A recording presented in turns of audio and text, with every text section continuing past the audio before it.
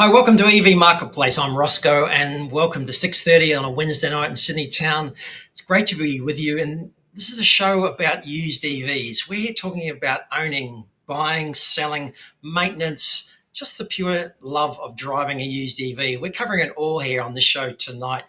And thanks for joining us tonight. And if you watched last week and picked up on YouTube, or you're watching this on YouTube a bit later on Spotify, on Facebook, thanks for joining us last week, and thanks for watching again tonight. But tonight is all about batteries, and it's EV battery night. We've got a very special guest tonight, Nathan Gore-Brown from Test EV. He'll be joining us a bit later on. He started a business helping customers, helping EV owners, EV buyers and sellers to talk about and find out more about battery testing and their battery state of health. We'll be joining him a bit later on because I'd say Nathan has probably forgotten more than I'll ever know about batteries and battery testing. And we all know it's one of the most important parts of your battery, of the EV now. The battery is the most important part.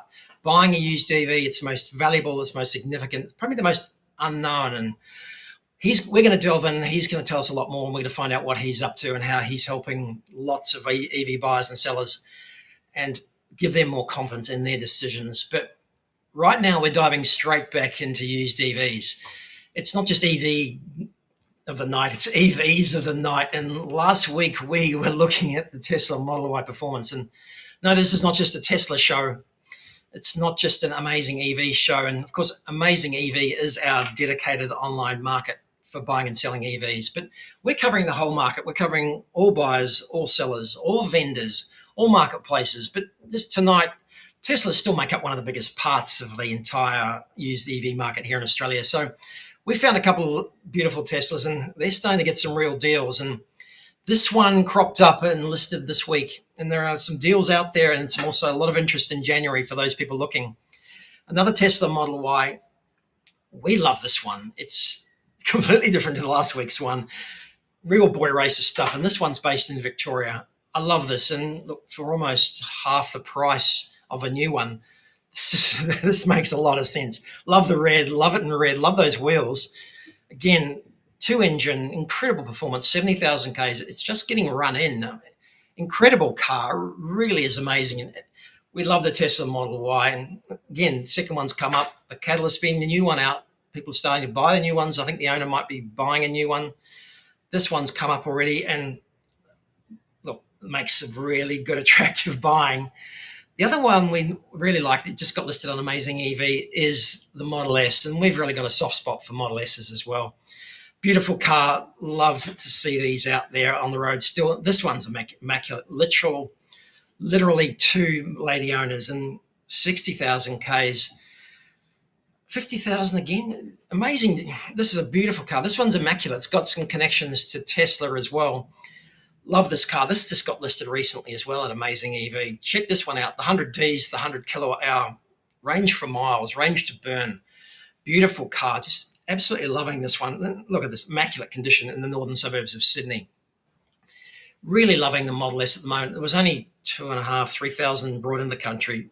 Loving it. Still excellent value, $50,000 for that one. The other one really piqued my interest this week was another Model 3. And of course, there's plenty of Model 3s out there.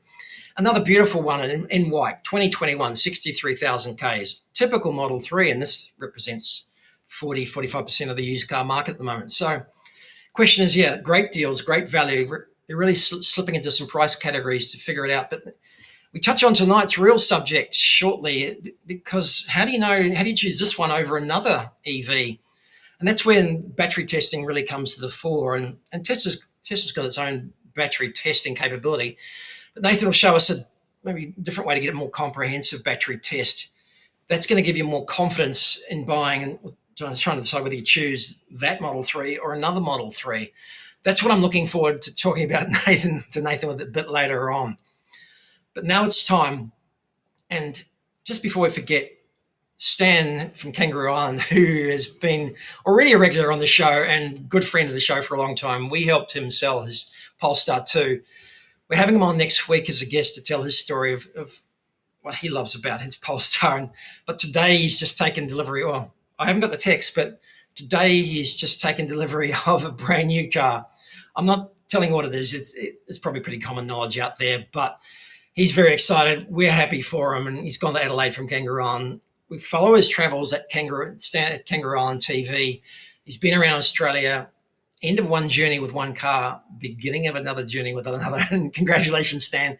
Can't wait to see you next week and hear that story, because, look, no bigger lover out there than Stan in terms of EVs, and can't wait to see you next week, Stan. All the best and congratulations, buddy. But now, for the first time ever in 2026 and on the channel, we've got breaking news.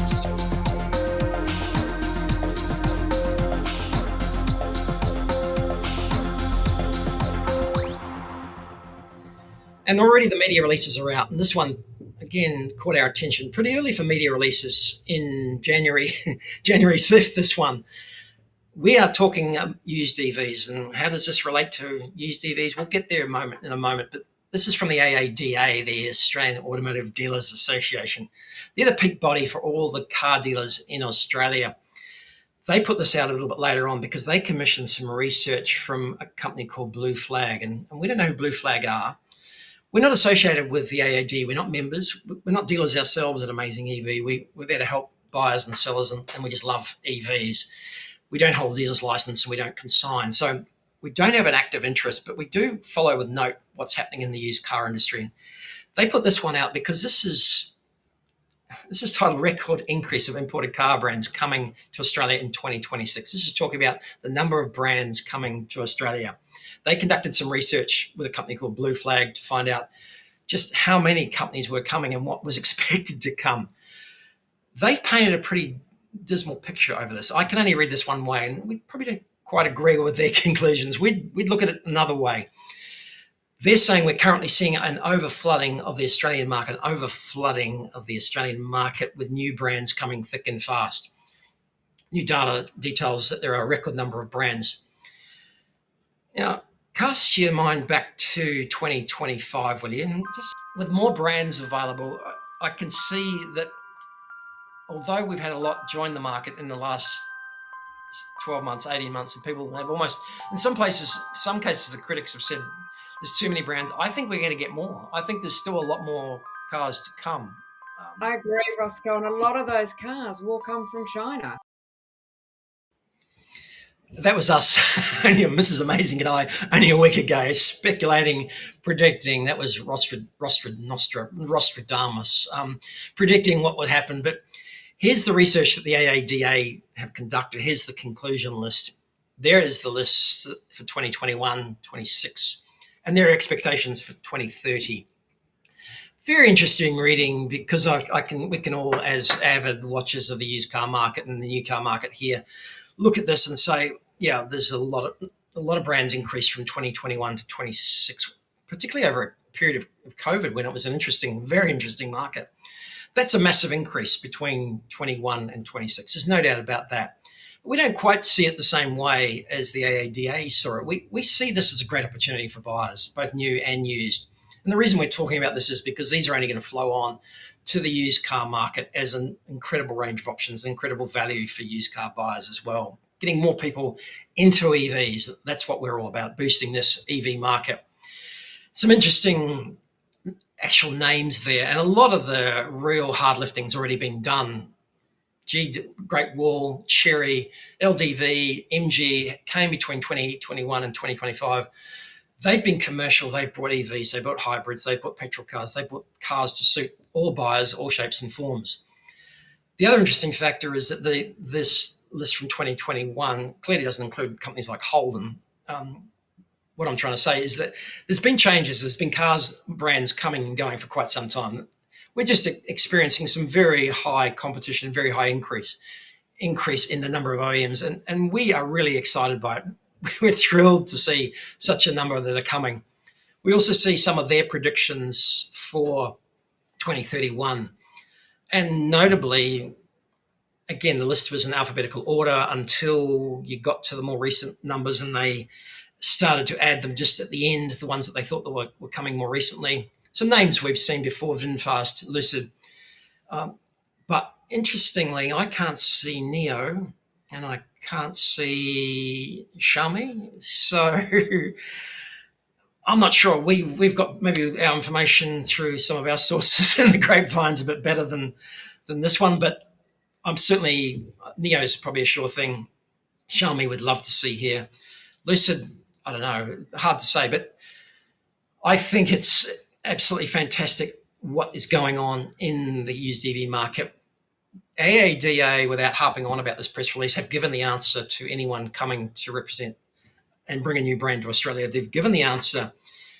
What is obvious is not all these new and well-established brands, and even well-established brands, are able to compete long-term.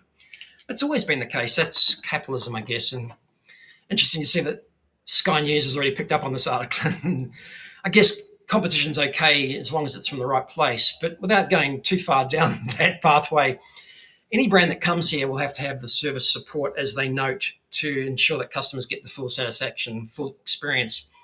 That's been the case always. Any brand that's come here in the last 10, 20, 30 years has had to ensure that they've got the aftermarket service, the customer service, the parts. And that's one of the big things we're hearing with the new cars and the new brands. They've got it right here, the AADA's conclusion. Anyone coming into the market here, they've got to ensure that they've got the after-sales service for used cars, the windscreens, the panels for those dings and bashes, so that customers aren't waiting 3 months for parts, and they've got the service to assess those quickly and make sure that they are fixed and solved. We agree on a concluding note, 100%, with the conclusion that to come here, brands that cannot compete at that level will struggle, and we totally agree. That's what buyers, used and new, need in Australia for their EVs. And that brings us the first edition of Breaking EV News in 2026.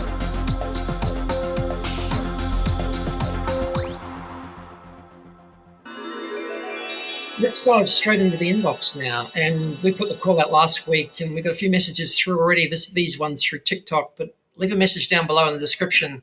Text me, email me, leave a message in the YouTube description down below.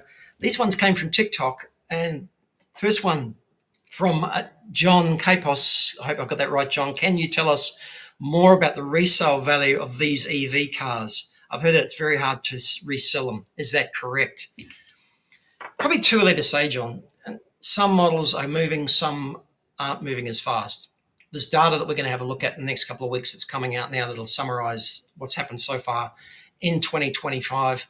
We can't wait to see that, and it'll start to give us a better picture. At the moment, it's probably too early. The market's too thin, not enough volume, not enough demand to generally say that something's happened, that they're not selling or are selling. Certainly at certain prices, when I track a few cars through, that Teslas in particular, established price points are happening for particular cars, particular years and particular models. So they're starting to move at particular prices, and for a reasonably good condition car, they're going to sell without any problem. Wait and see, watch this space. We're going to have more data, and we'll probably be able to answer that in more detail as the month goes on. We get some real solid data from 2025. Second, from TikTok, from Caroline 1970 Smith. Do you cover all makes or just Tesla like your previous posts are? Would be interested if you're going to cover all the other brands available in Australia. Well, we kicked off with Tesla tonight, but we got this listing during the week as well. And this is an incredible car, Mini Clubman. It's not a Mini anymore, and it's over 4 meters long. That's sort of EX5 Geely size, all four-wheel drive. This is amazing, 20-inch wheels.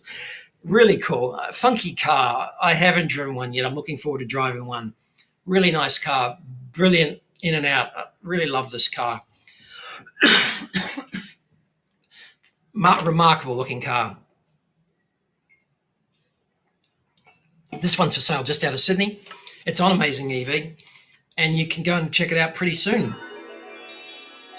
More in the inbox, and this time on YouTube. We've got some comments here, and very interesting. We're happy to take on everybody's comments, everybody that's got something to say to us.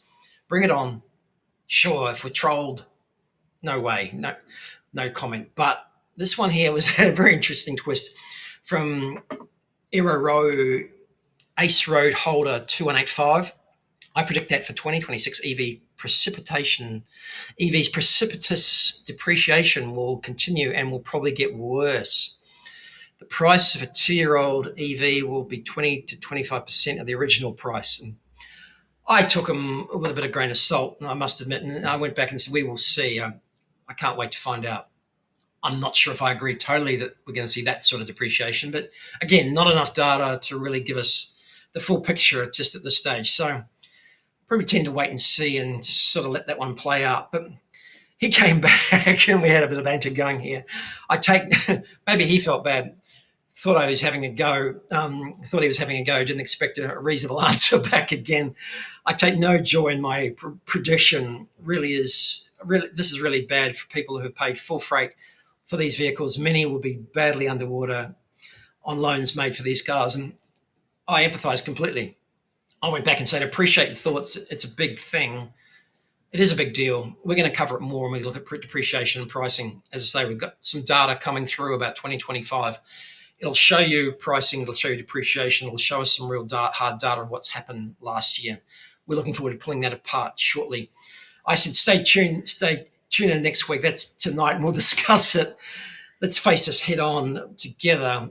I really think this is the sort of thing, I'm happy to take on. We're happy to talk through. Sure, us included, we bought a car 3 years ago. We've been 3-year Model Y owners. Most people probably know that by now. Bought that full price, even though it was secondhand. I didn't want to wait, and got a deal, which was no further discount on new, but we got it straight away. Yes, we probably paid too much. Yes, it's depreciated. Yes, they are selling. Yes, there's some pricing points. Yes, most early adopters feel like they paid too much. And a common question is, how can I trade up to a new Model Y because I just can't get the value back in my used Model Y? So we'll be solving a few more and facing up to a few more of those questions as the shows and the weeks go by, because it's really important. We take no pleasure in this sort of thing either, and we want to look at and follow prices really closely. So that brings us to a small break, and we're just going to have a bit of a cruise around AmazingEV, the website again. After the break, I'm going to introduce you Nathan Gore-Brown from Test EV. Nathan's joining us to talk all things batteries and battery testing.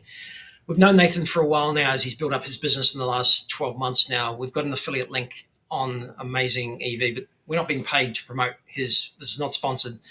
We don't have a deal in place. We just think it's a damn good idea to promote EV testing. We think it's going to become the currency of EVs, and arguably one day a car without a battery test that's clear and obvious what the battery state of health is going to be, as it is overseas, worth more than one here. That's the sort of future we perceive. So we're all on board, and there's many ways to test batteries. As we know, this is just one of them. And I just want to introduce Nathan after the break, but first have a cruise around AmazingEV. Have a look at some of the amazing listings we've got there. Great cars. Don't forget, if you want to list, there's a free coupon in the description down below. Anyone watching now or after the show for the next week, there's a free coupon on checkout to list. It's normally $29.95. If you list, you don't just get the listing. We carry on. You'll get a promotion on one of our social media. This one, we'll get the message out there. We're trying to build the whole industry. We're looking at our cars. We're looking at the whole marketplace. We're going to do more and more looking at EVs out there in the marketplace, what's for sale, comparing. But you list with AmazingEV, and we'll make sure we get the word out for you. Can we do it?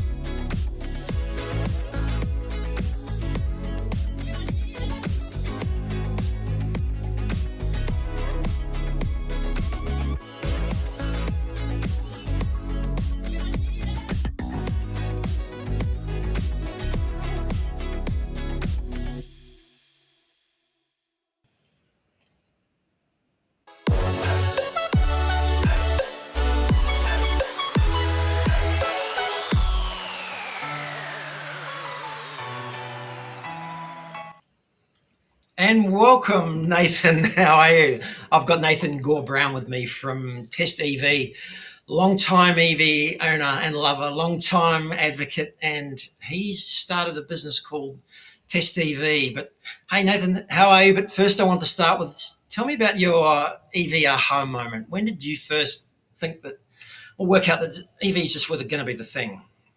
Yeah, hi Roscoe. Thanks very much for having us on. And look, my EV ha moments kind of had two parts. First, I worked in the Northern Territory working for Caterpillar, and we had massive diesel engines burning so much diesel you couldn't even count it. And for me, at that point, it was like, we've got to be able to do better. And then I joined Mazda Cars in about 2014 or so. And I asked one of the big boys at Mazda from Japan, one of the national global sales managers, and I said, so what do you think about EVs? This is 2015, 2014 time. And his response to me was like, we see no future for EVs. Yeah. And for me, that was it. That was like, okay, I'm going to get myself a different job. And not that much longer on, I worked for Tesla. So yeah, that was it. What was your first EV? Look, my first EV was a Model 3. But I've had some funky ones since. I imported a Honda E from the UK. I love those. Absolutely love them. Great. Such a great car. What a shame we never got it originally. I know. There's only about 8 in the country, so get yourself an absolute mega one, and more recently a Verizon Supervan. So I've got myself some funky EVs along the way. Yeah. Love the Verizon too. I know we're going to see a lot more commercials. We'll get to commercials another day and spend a lot more time on commercials. Can't wait to see the utes. Can't wait to see the vans on the way. How did you get into EV battery testing and just interested in batteries generally? Yeah. Yeah, look, I've always been interested in the consumer's position with regards to EVs. What do they need? How can we break down barriers? I've certainly been involved in sort of policy debates and so on, and supporting government with a lot of that, and done a lot of frontline discussions with people who have got challenges with taking up an EV. So I could see that in the used car space, the number one reason for people not taking up a used EV is their concerns around battery health. And that's what drove me to look around the world for the world's best independent provider of that service. And we went on and started something up. We'll go to one side. Well, let's talk about them now, shall we? Let's talk about Aviloo, who power your business. Tell me how you found them, and what do they do, and how did they get in behind battery testing and battery research? Because this has been a big thing for a long time. It's not just suddenly come out of nowhere, has it? That's right. Well, Aviloo are an Austrian company. They've been going for about 80 years now. And from the 3 founders in the initial to over 80 staff now, the guys at Aviloo have been developing battery health assessments for all that time. And now have done certainly more testing than anyone in the world. They've got over 400,000 tests under their belt. They've got the ability to test more vehicles than any other provider of this. And so I just went around the world looking for the world's best battery health testing device, and Aviloo are certainly that. And so I approached them to support the Australian New Zealand markets, and we've been going for a little over 12 months now. So yeah. And let's just dive back a bit. I just want to recap a bit, because we talk about research for a long time, 8 years, and what was the big change between batteries from the Nissan Leaf way back in the day and what we might call the modern generation of batteries? What was the big leap forward, right? That meant they were probably generally more reliable. Yeah. Yeah, we've certainly seen, that's 14 or 15 years. You think about how much has changed maybe in the solar industry in that time. So there's massive growth in all elements of robustness and performance and so on. And so the same thing has gone with batteries. From those early days, the construction of those batteries are better, more reliable these days. Cooling systems, major part of it. Battery management systems, keeping the batteries from being too stressed, keeping the batteries from getting too hot. Those sorts of things have made the more modern vehicles perform better. And obviously the way they're constructed, materials and so on, have made them perform better as well. Yeah. So we have seen an increase in that, but that doesn't mean that we don't have some challenges with modern day vehicles too. Yeah. No, for sure. And then when you say battery management, again, we'll try and everyone knows what most everything is who's watching this, but back to basics a bit, battery management, that's the computer and the way it allows the power to be used, I guess, or instead of just draining it quickly or faster, or as the motor might. It's the guts of the computer in between that allows it to be distribute or used evenly. Yeah, something like that. It's sort of the barriers of the boundaries at which the battery can behave, both charging and discharging. So those two sides of the coin, and so the battery management system will slow things down if it gets too hot, or slow things down if it gets too full, and stuff like that. Yeah, I know, and we'll get to some tips for battery effectiveness and using your battery a bit later on. But I guess we can go straight to looking at what you've seen so far. You're out there in the field. You've been out there for a while now in Australia, and let's start with a little bit in telling us about what you've seen in terms of of what's coming back in some of the results, I guess. Yeah. Yeah, look, there's certain things that we've seen as we've been doing testing. We've been testing solidly for a year in Australia, and obviously we've got global information on that as well. So typically you have batteries that will start life at 100%, or sometimes even more than that when you get a new car, and then you have a fairly rapid early life degradation. And I say rapid, I mean you might lose about 5%, maybe 8, maybe 10 in that first maybe 12 to 18 month period as the battery's sort of settling down. And it really does change vehicle to vehicle, model to model. So there's no hard and fast rule across all brands and all models. And so there's a few lines of best fit. But then the other one is, once you've sort of got that first level of degradation, you then start to plateau, and the degradation of the vehicle of the battery is typically quite shallow after that, maybe 0.5% a year or something along those lines. Again, model to model changes. So that's what your typical arrangement is in that state of health. And sometimes we have some problems too. About 1% to 2% of the vehicles that we test do show either rapid degradation or other battery faults that might present themselves. I think battery warranties are so outstanding now that if you're capturing that, it's often a case of maybe referring that back to the manufacturer for warranty rather than being an outright just hands up pariah. Absolutely. Yeah. But what we've also found is when there is an issue, sometimes you need that independent voice to be able to go back to the manufacturer and say, "Hey, there's something wrong here. You need to help me out and fix it." And we've done that, quite a few times. Yeah. Well, again, we'll come back to that. But you've played a role, but you're acting for some owners in that regard. But back to the actual product, I guess, or service that you're providing. And we put up on screen here what the output is. I guess the battery certificate, right? And so take us through some of the key points on that. What's the customer going to get? Yeah, so this 2-page document is the result of a test that interrogates the vehicle's battery management system and computers and finds out what's been going on. And so what we've got on the left-hand page, on the main page there, is the state of health. This is the usable amount of energy that's in the vehicle that we've tested, how much that compares to the original battery size. And so in the case here, it's a 92%. So it's lost 8% of its capacity, but it's still got 92. And obviously that directly transfers to how much range you might be able to get out of the vehicle. And really with EVs, range equals value. That's how much value you've got in the vehicle, and that's what you might be able to buy or sell it for. The little bell curve there to the right of the number, that's how we've been able to plot your vehicle as compared to all of the other vehicles of this family of vehicle before. So I think this one's a Tesla, and so in this particular case, we tested against the other vehicles of that same battery type, and you can see that this one is performed for its kilometres travelled and its age. It is slightly better than average, and I think that's that really helps us to understand whether or not the vehicle that we've got in front of us is good, bad, or indifferent. And so there's the two major panels on the left hand on that side. I was going to say 2 key points there. Yeah, an outright figure of battery capacity, 92%.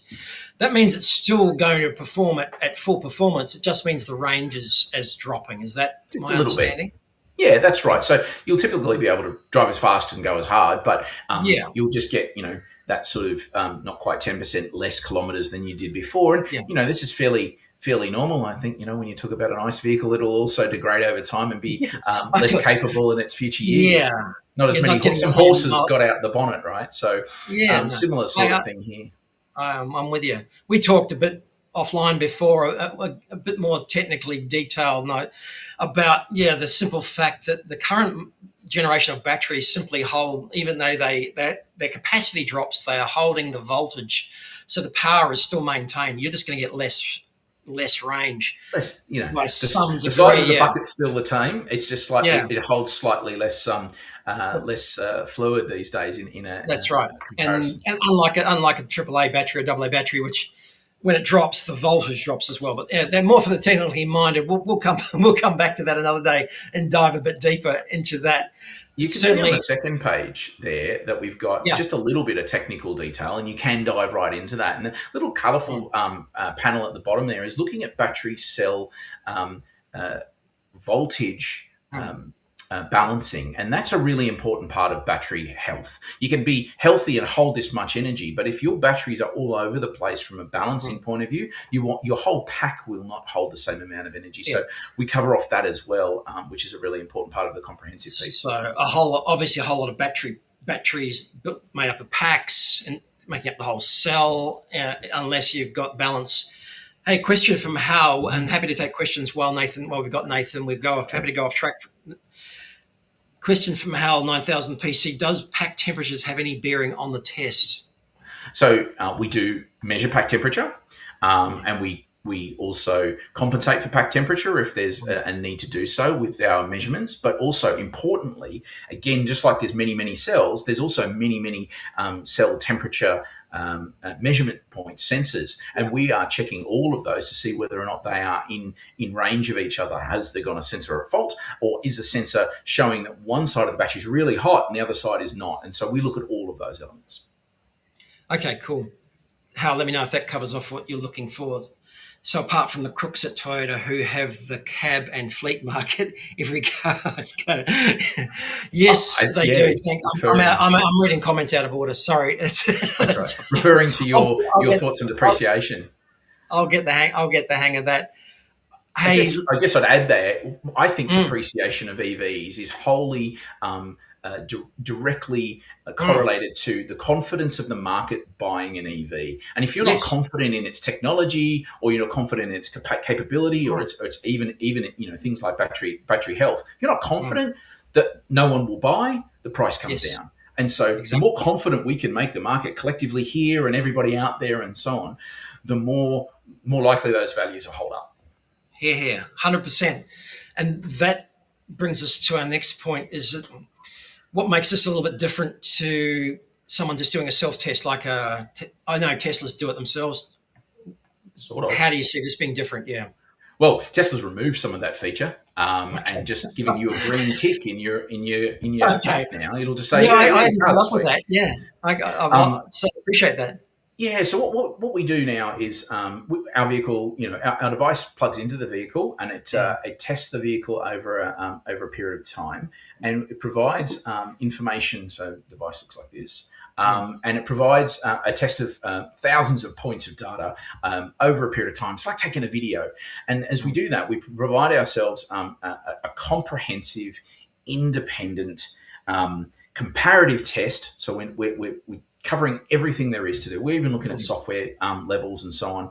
We're comparing it to other vehicles that we've tested in the past, over 400,000 vehicles across the board. It's super quick. So do the Tesla test. It'll take you somewhere between 12 and 24 hours. Ours will take you 3 minutes. So the tests from the cars here are being uploaded to the master database for Aviloo globally, right? Yeah. Yeah, that's right. And that's how we're being able to provide that average score piece. And then also it's independently certified. So our methods, the way we present the actual energy that you can use in your battery, some manufacturers don't use that as part of their measurement. They use a different way of measuring what is battery health, and it's not as accurate. So we end up providing a more comprehensive, certified, independent position on the health of a vehicle, and that's normalized across all vehicles in the marketplace. So that's something that manufacturers, and even some of the simple readout tools, you might have heard of people, plugging a device in that they can look on their phone or something. You're just asking the car how healthy it is. We're actually doing the blood test and sending it off to the doctor.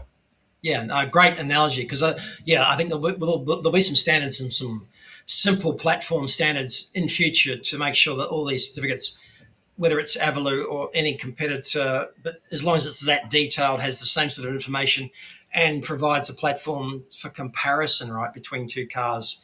And that'll really be when the market develops. And that's the case overseas, isn't it? That's the direction it's headed there already, where marketplaces and cars with certification. If a car's got a few more percentage or it shows a better state of health, it's worth more. Is that proving that to be the case? Yeah, typically, a vehicle without a certificate is worth less than a vehicle with a certificate, and then two vehicles with a certificate, the one that's got a better range and a better state of health, as long as it's not got bed panels and otherwise, like for like, is going to give you a better value typically as well. And we aren't there yet. We're not seeing it in the Australian market, but at some point soon, we're going to see dealers start to price vehicles and maybe peers. Pricing vehicles that are based on that. It's the new odometer, really. Hal 9000, Hal says, yeah, he'd love to see this on new cars out of the showroom. So there's absolutely no question from day one, that we need to know. Yeah, you can do that if you like. That's available. We'll give you some. We'll do the pitch and the sell later on, and tell you how much it is, and we can find someone in your state, or contact Nathan, have a chat to him yourself. By all means, we'll talk a little bit more about how you can get that done, because there's no reason why a new car can't have a battery test. Right. Interesting. Yeah, some cars have a usable capacity, don't they? The battery has one number, and then there's a usable capacity. It would be interesting to know what it is from day one, right? And so take all the mystery out of baseline, right?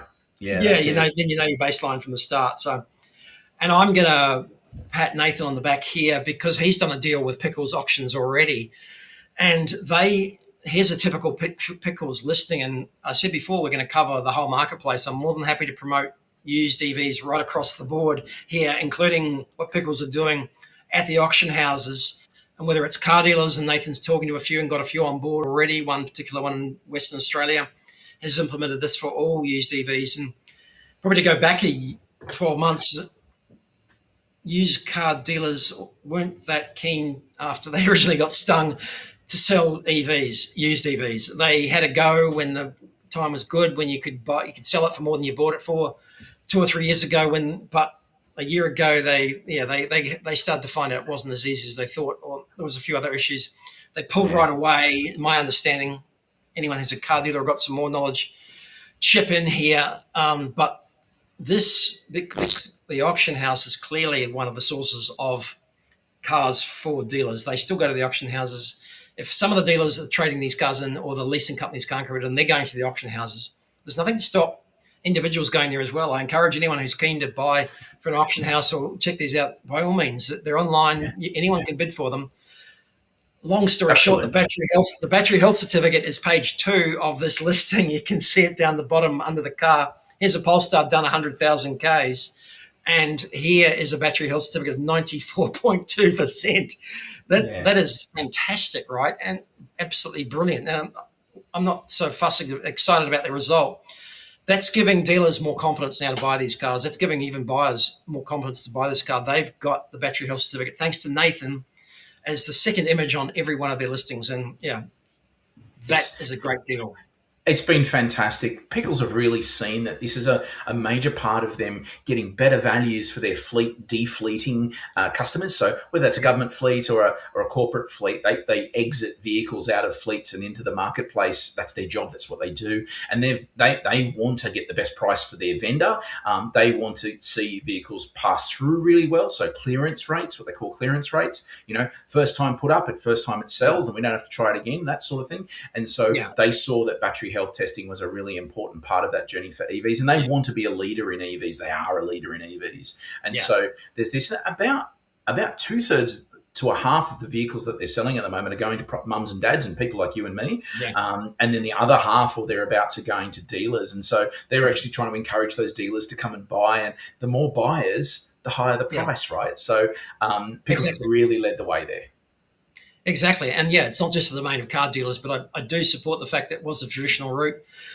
Love to see car dealers get back into EVs to support the used EV market. We are all about and this show is about boosting the whole market. Anything we Yeah. can do to boost the whole market will help AmazingEV, will help other competitors in different channels, whether it's Facebook Marketplace, Pickles, or whoever. AmazingEV, we're all about boosting and confidence, as you say, in the used EV marketplace. So if anyone else has got any more questions for Nathan, chuck them through. Anything else you'd like to wrap up? I think. Well, I think. Yeah, one thing I was. Yeah, Yeah. one thing I wanted to. Oh, sorry, Nathan. Is there anything else the driver can do than the way they drive or how they treat the car that would certainly help in battery health before the need for a test, right? Yeah, look, there's a couple of things that we've seen in the past. People talking about you can drive it like you stole it and it will be just fine. It'll be great, But we found Aviloo's extensive testing has found that if you do drive it harder, you're drawing more current out of the battery. You're working it harder, higher C rates, and so that will stress the battery. You generally get higher temperatures too, and temperature does make a difference to battery health.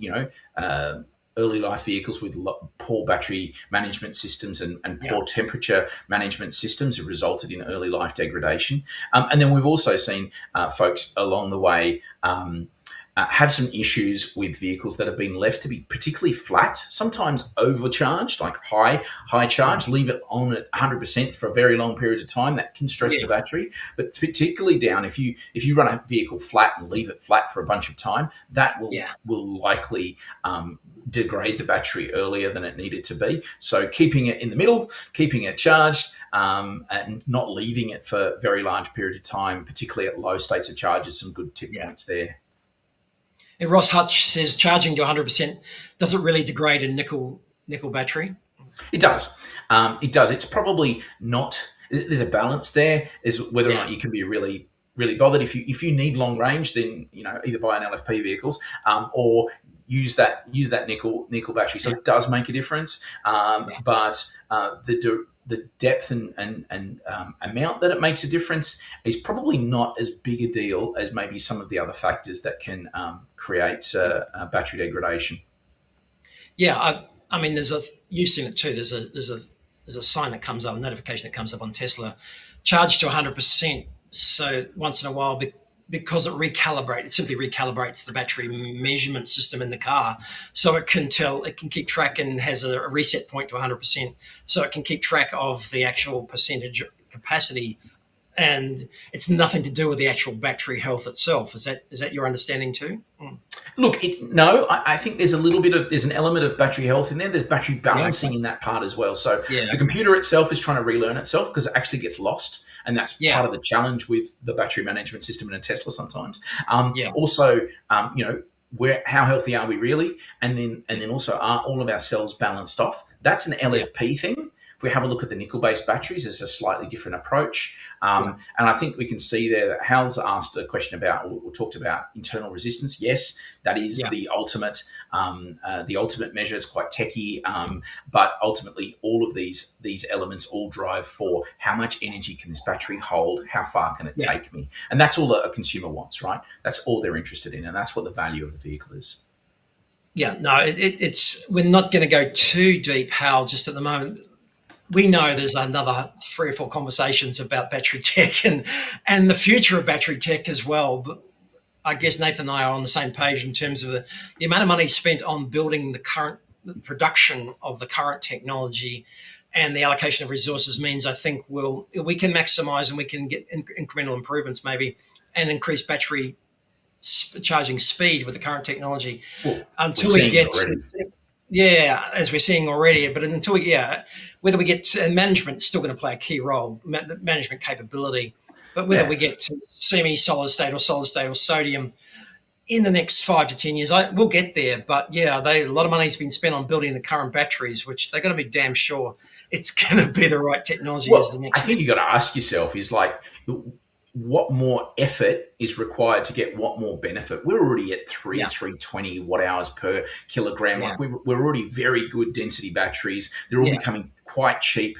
They're fitting in smaller packages and so on. We've got ICE EV weight parity price parity, like all of these elements, packaging parity. So why do we need solid state batteries? Is it going to make a difference? So I'm a little bit more skeptical in that space. I think the guys talked there before about an announcement this week. I actually went toe to toe with the director, with the key players at that organisation, and say, what pixie dust are you making this out of? Because I'd love to hear more. And they're just not ready to even tell us. So let's see if it works. But I'm with you. I don't think we need that much more. We've got a great technology that's really become quite stable, and we should be utilising that and really utilising all of that capacity that's been built. Yeah, I agree. And maybe look, the dream would be to have the current range 500 Ks at a battery pack half the size and half the weight. That might be utopian, and we'll have it one day. And will our lives be any different or any better? Not really. Story and question for another day. But if someone's wanting to take advantage of your services around the country, tell us how we can do that. Yeah, look, so at Test EV, our aim has been to build up a network of providers of this testing equipment so that consumers, like folks on the channel today, can access that. Or if you're looking to buy a used EV, that you can ask the buyer to help you to get that test for that new vehicle. So at testev.co, our website, there's a map, there's vendors of that service around the country now, and it's growing all the time. And you can go and find somebody that supports your needs. There's mobile providers of that. There's vehicle inspectors who will look at the whole entire vehicle for you and do a test. There's workshops as well that will do it. And there's quite a few dealers that are starting to provide this as the service. So just like you saw in Pickles, second or third image is going to be a test. So keep your eye out for that as well. But go to Test EV and check out where's one for you. Just another thought again for anyone that might have some security concerns. So there is a thing that plugs in, an OBD that plugs into the car. It's obviously extracting some data about the car and sending it to a cloud of research people. Have you been asked about security concerns in relation to that? Yeah, look, the only thing that we take from the vehicle that provides us any identification for the vehicle is the VIN number. The program uses the VIN number to then identify the type of vehicle and the type of program that we need to be talking to the vehicle about, and that is simply the way it works. So we don't know who you are, we don't know where you are, we don't know other than where the device is operated by Pickles or it's operated by myself or one of our partners. That's it. So we've been through some pretty rigorous cybersecurity conversations with the likes of the RACT in Tasmania, who are customers of ours, asking all those deep questions, and we've managed to satisfy them as it being quite a low risk. That just occurred to me that if there was any fears, there is a device to plug it in. It is uploaded. Then you get you pays your money. You get the certificate straight away emailed to you. Yes. It's a very quick process. That's right. You get the results straight away. So, and really appreciate your time tonight, Nath. We could talk for hours, and I hope to have you back again. We'll do this again. We'll pick up and talk a bit more about how the whole story and journey is going in the used EV market, because this is only just the start.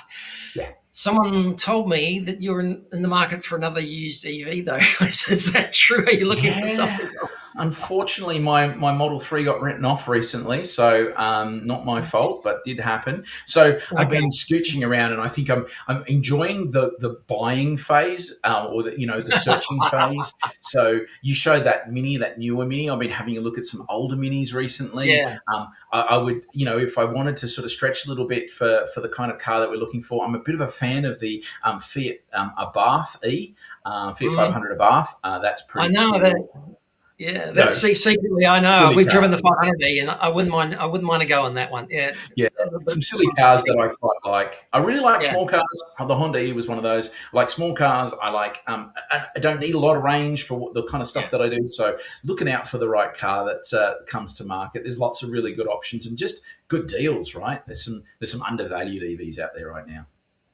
If I've missed anyone, you can contact Nathan via the website as well with any further questions. Contact him to get organised a test. Thanks, Nathan, for joining us this evening. Really appreciate your time. And this will be the first of many. Look forward to catching up again soon. Cheers. Fantastic, mate. All the best. That's Nathan from Test EV. Thanks for joining us, guys. That comes to pretty much close to the end of the show tonight. We've had a great time. You can stay online because it's 9 o'clock tonight, I think. Ludicrous feed. He's normally 8, but 9 o'clock tonight. You can watch a replay of this if you like in between. If you want a deep dive on batteries, have a look at Jordan Giesecke on the eliminating factor or something like that. If you want the deepest dive I've ever seen on batteries, you go as deep as possible. Unbelievable, some of the things I've seen. I'm also still watching a bit of Richard Simmons as well and loving that. And plenty on if you want to keep going now. Make it EV night on a Wednesday night. We're going to take you out with another new listing we just got. It's just making that decision about how to spend 50,000 so much more, so much harder. We just got another great listing at AmazingEV and almost brand new Tesla Model 3 for around about 55,000. There's 3 cars there. You can choose. You can spend your money on a new one, or there's 3 fantastic used EVs out there. Good night, and we'll see you next week.